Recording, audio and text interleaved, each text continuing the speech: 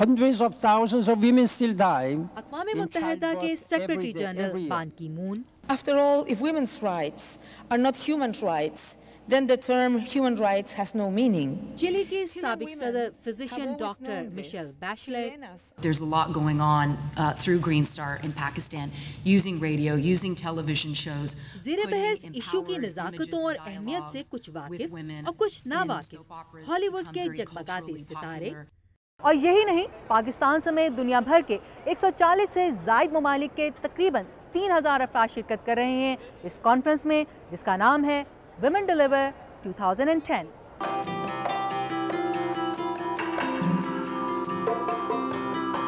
سن 2007 میں قائم ہونے والی اس کانفرنس کا مقصد سن 2001 میں اقوام متحدہ کے ممبر ممالک کی جانب سے وضع کیے جانے والے 5ویں ملینیم ڈیولپمنٹ گول یعنی سن 2015 تک ماؤں کی اموات کی شرح میں 3/4 کمی لانے کے لیے بین الاقوامی سطح پر کوششیں کرنا ہے.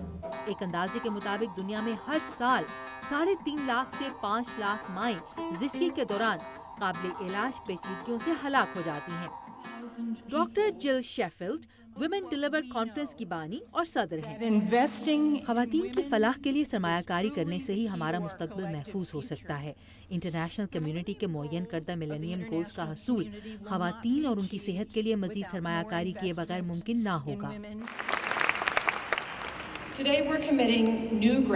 آج ہم اگلے 5 سالوں کے لیے خاندانی منصوبہ بندی، زچہ اور بچہ کی صحت اور غذائیت کے پروگرامز کے لیے $1.5 بلین کی امداد کا اعلان کر رہے ہیں.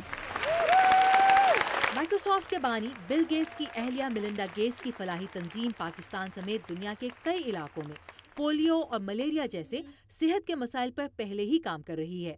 ان کے خیال میں پاکستان میں ماں کی صحت کی صورتحال کی بہتری میں کیا چیز بڑی تبدیلی لا سکتی ہے؟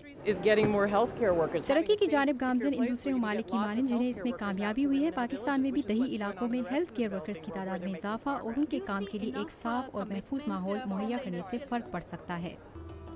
یہ کانفرنس 3 دن جاری رہے گی. عائشہ خالد، اردو VOA، واشنگٹن.